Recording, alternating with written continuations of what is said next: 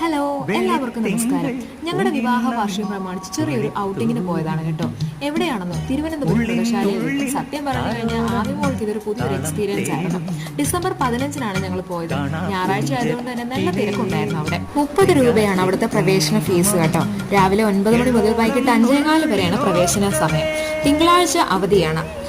കേരളത്തിലെ ഏറ്റവും വലിയ മൃഗശാലയാണ് തിരുവനന്തപുരത്ത് പ്രവർത്തിക്കുന്ന ഈ മൃഗശാല.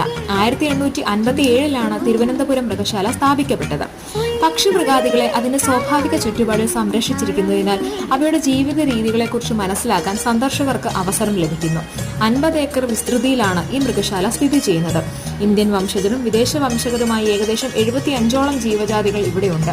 സിംഹം, കടുവ, പുലി, കരടി, കാട്ടുപോത്ത് തുടങ്ങിയ മൃഗങ്ങളും വിവിധ ഇനം പക്ഷികളും ഉരകങ്ങളുമാണ് ഇവിടുത്തെ അന്തേവാസികൾ. എന്തായാലും ഞങ്ങൾ നന്നായിട്ട് എൻജോയ് ചെയ്തു. ആമിക്കുട്ടി ഹാപ്പി, ഞങ്ങളും ഹാപ്പി.